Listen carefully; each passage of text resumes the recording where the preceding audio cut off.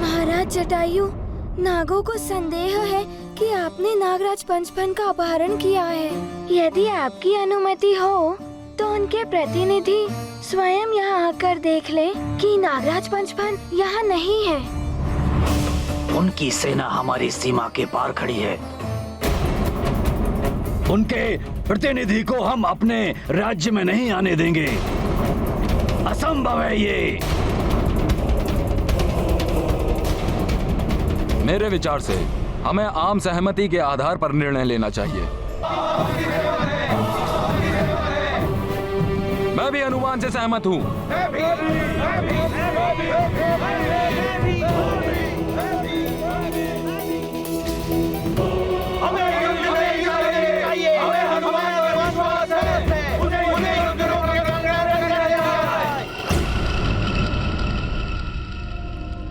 गरुड़ों और नागों के बीच जिस शांति के स्वप्न को सत्य बनाने के लिए तुमने इतना अथक परिश्रम किया था पंचफन, वो कल सदैव के लिए रक्त रंजित लालिमा में विलीन हो जाएगा।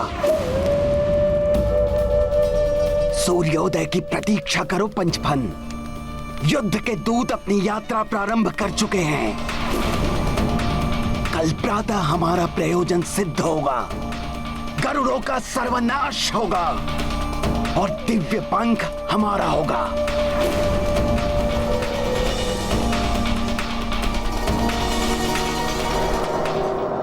गरुड़ और नाग एक ही वंश की उत्पत्ति है मेघासुर। यह युद्ध अनावश्यक है। एक ही वंश की उत्पत्ति है तो सदैव हमारे साथ भेदभाव क्यों किया जाता है? सागर मंथन से प्राप्त हुए अमूल्य रत्नों से हमें क्यों वंचित रखा गया? थोड़े से विष के अतिरिक्त क्या प्राप्त हुआ हमें? मैं मेघासुर वो अधिकार दिलाऊंगा नागों को जो तुम वासुकी और अनंतनाग नहीं दिला पाए। ये जो तुम कर रहे हो अनुचित है मेघासुर। संसार विजय की जय घोष करते समय उचित अनुचित का विचार नहीं करता पंचफन। मेघासुर नागों को सर्वशक्तिमान बनाएगा। तुम्हारी पराजय होगी मेघासुर। बुरे की सदैव हार होती है। तुम सत्य कहते हो पंचफन। उन घृणित गिद्धों की अवश्य पराजय होगी। मैं और कालनेमी अवश्य सफल होंगे। आज की रात्रि इनकी आखिरी रात्रि होगी और कल तुम्हारे मित्र जटायु की मृत्यु के पश्चात तुम्हें भी प्राणों से मुक्त कर दिया जाएगा। अब कोई तुम्हारे मित्र गरुड़ों और तुम्हारी रक्षा नहीं कर सकता। हनुमान करेगा रक्षा।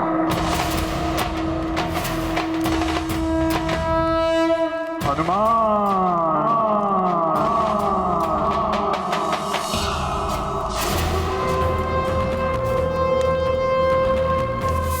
हनुमान को सफलता नहीं मिलेगी। गरुड़ों का संहार होगा। मृत्यु के पूर्व वो यही चित्कार लगाएंगे, चीख चीख कर प्रलाप करेंगे। हनुमान ने हमारे साथ विश्वासघात किया है। हनुमान ने हमारे साथ विश्वासघात किया है।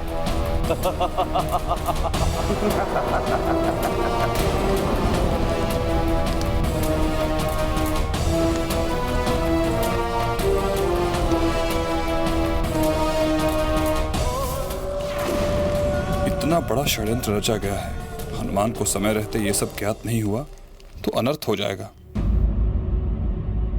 मित्र हनुमान,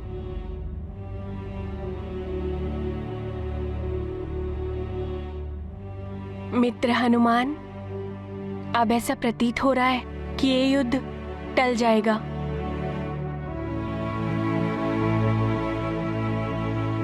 मैंने अपना धर्म निभाया है।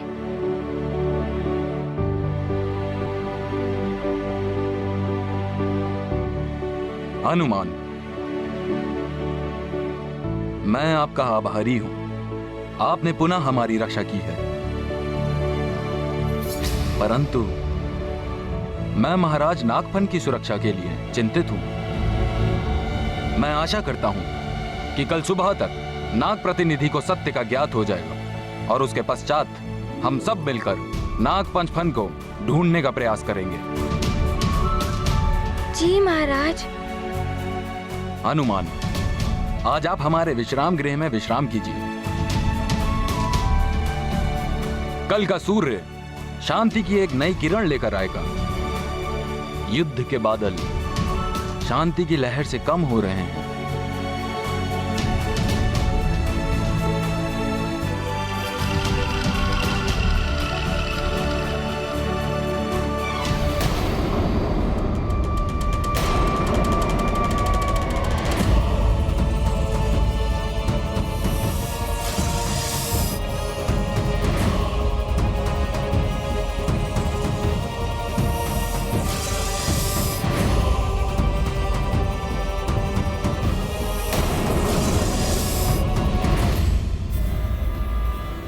सुग्रीव, केसरी ने हमारे निमंत्रण का कोई उत्तर नहीं दिया।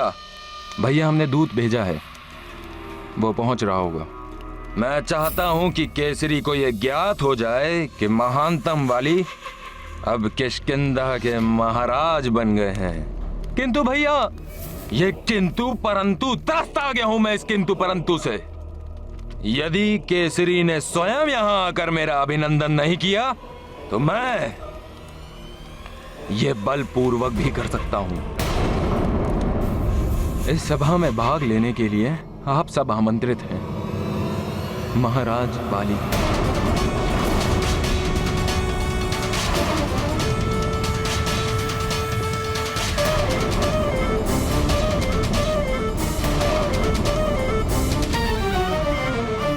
महाराज वाली,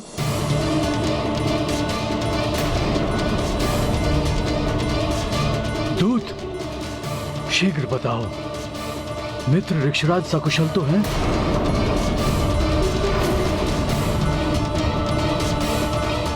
युवराज माली ने स्वयं को महाराज की उपाधि से संबोधित क्यों किया?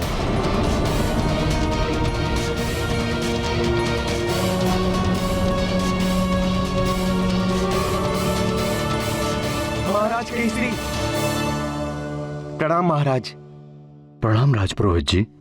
प्रणाम। महाराज केसरी जी, किष्किंधा में दुर्भाग्यपूर्ण घटना घटित हुई है।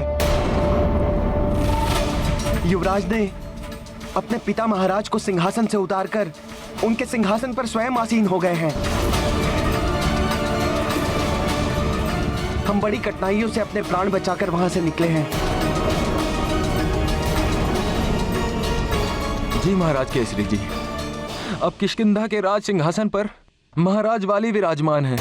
उन्होंने वन के समस्त राजाओं की सभा का आयोजन किया है। उसके लिए आपको भी सादर आमंत्रित किया है। युवराज वाली से कहना, मैं उनके आमंत्रण पर विचार करूंगा और उस पर अपनी सहमति अथवा असहमति से अवगत करवा दूंगा। ठीक है महाराज।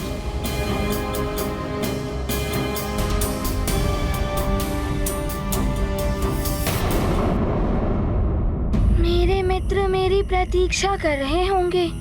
यदि शीघ्र ही ये युद्ध रुक गया तो मैं शीघ्र ही सुमेरु लौट जाऊंगा और अपने मित्रों से मिलूंगा।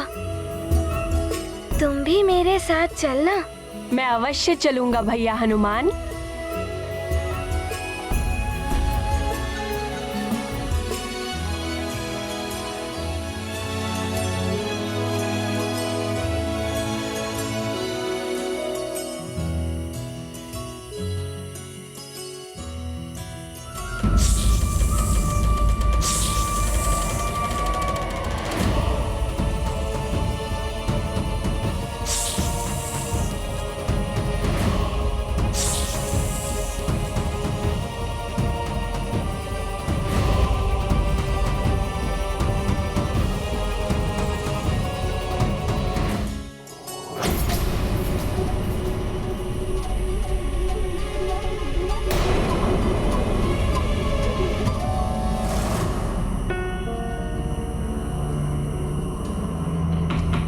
नागों को अपने समीप अन्य नागों की उपस्थिति का आभास हो जाता है। नागों के प्रतिनिधियों को तो कल प्रातः यहाँ आना था, परंतु मुझे ऐसा क्यों प्रतीत हो रहा है कि कुछ नाग यहीं मेरे समीप गरुड़ राज्य के भीतर हैं।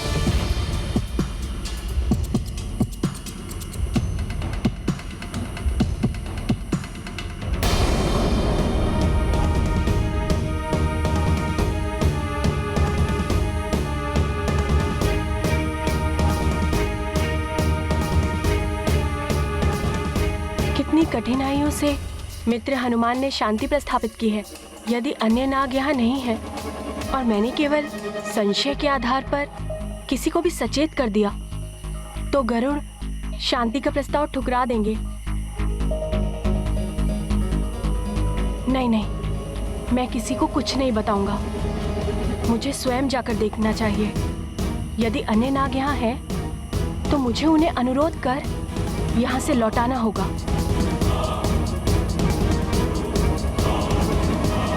मित्र हनुमान, मित्र हनुमान, हम नागों को वट वृक्ष के फलों का स्वाद अत्यंत प्रिय होता है। उसका अनूठा आनंद उसके समीप जाकर ही प्राप्त होता है। तो मेरी इच्छा हो रही है कि मैं मेरा कुछ समय बाहर वट वृक्ष के पास व्यतीत करूं। यदि आपकी अनुमति हो तो मैं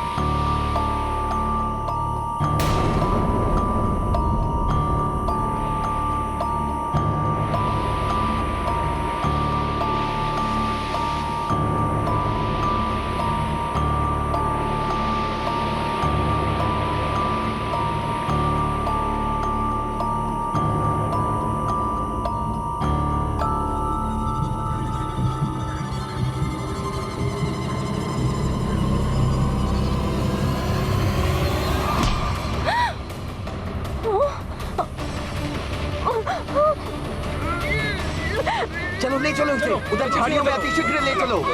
चलो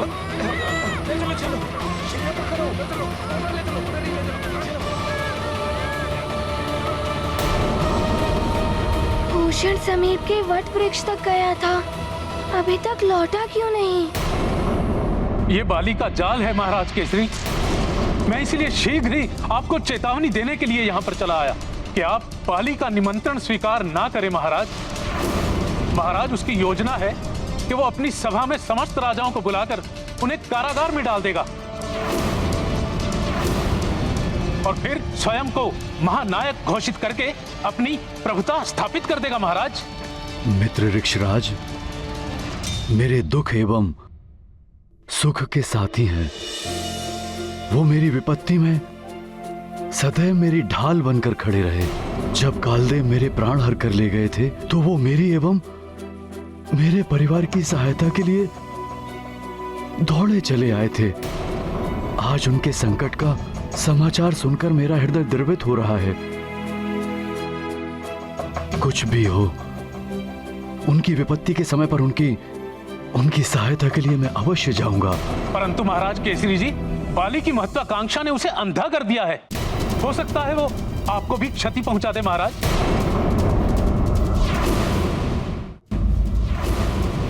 महाराज बाली मेरे पुत्र के समान है। वो स्वयं मेरे पुत्र हनुमान के समान है। यदि पुत्र मार्ग भटक जाए तो उसे उचित अनुचित पथ का ज्ञात कराना हमारा कर्तव्य है। वो अवश्य मान जाएगा। वो मेरी बात मानकर अपने पिता ऋक्षराज को कारागृह से मुक्त कर देगा। नहीं महाराज, वाली के दम ने उसके विवेक को हर लिया है। वो किसी की कुछ नहीं सुनेगा। तब मुझे वाली से युद्ध करके अपने मित्र ऋक्षराज को मुक्त कराना ही होगा।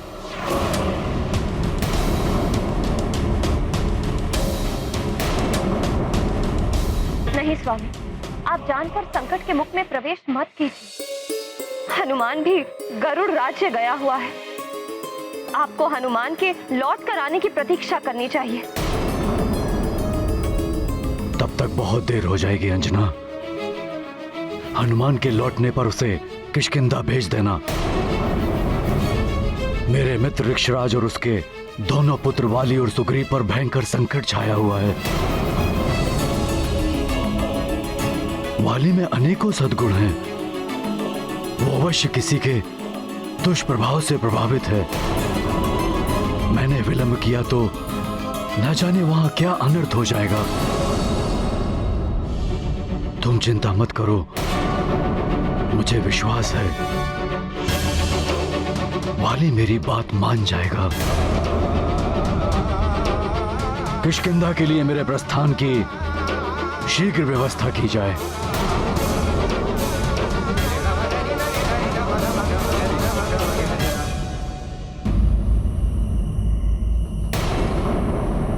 भूषण समीप के वट वृक्ष तक गया था, अभी तक लौटा क्यों नहीं?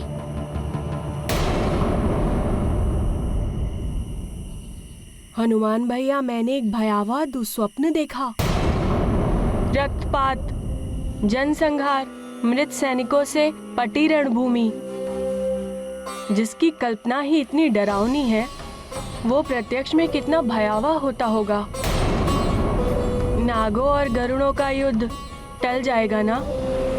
मित्र चितांतक, युद्ध तो सदैव विनाशकारी ही होता है, परंतु तुम चिंता मत करो। हमने अथक परिश्रम करके शांति के जो बीज बोए हैं, वो अवश्य अंकुरित होंगे। कल नाग प्रतिनिधियों के समक्ष सत्य प्रमाणित हो जाएगा कि नागराज पंचफन गरुड़ राज्य में नहीं है। तब इस युद्ध का कोई कारण शेष नहीं रहेगा।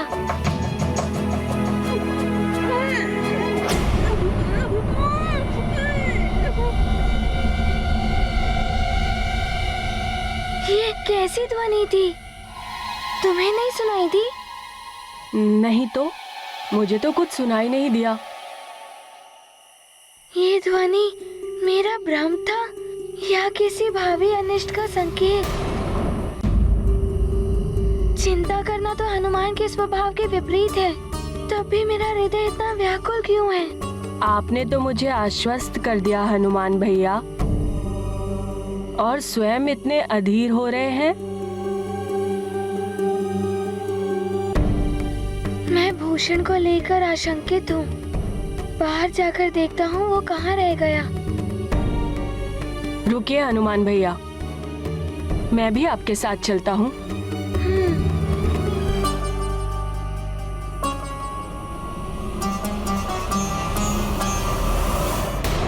सुग्रीव, क्या किसी राजा ने मेरा निमंत्रण स्वीकार किया? अभी हमें किसी का उत्तर प्राप्त नहीं हुआ है। इसका अर्थ ये तो नहीं कि वो मेरे महानतम वाली महाराज वाली के आदेश की अवमानना करेंगे। कोई बात नहीं, वे स्वेच्छा से नहीं आएंगे तो महानतम वाली उन्हें बलपूर्वक यहाँ ले आएगा। मित्र भूषण, कहाँ हो तुम? भूषण, कहाँ हो? मित्र भूषण, तुम कहाँ हो? किधर हो तुम? भूषण! जल्दी सी हो रहा है, चलो इसे कहीं और छुपा दे। मित्र भूषण, कहाँ हो तुम? किधर हो तुम? मित्र भूषण! भूषण!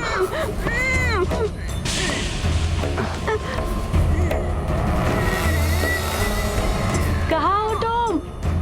मित्र भूषण! मित्र भूषण, कहाँ हो?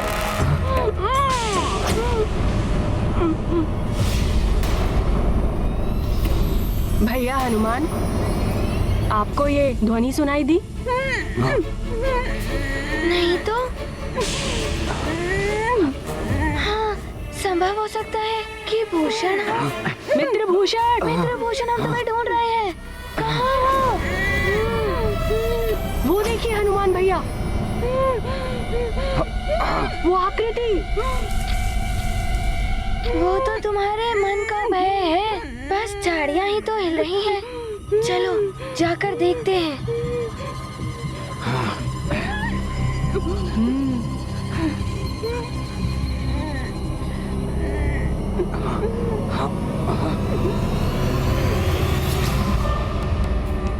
वहाँ पर तो कोई भी नहीं है।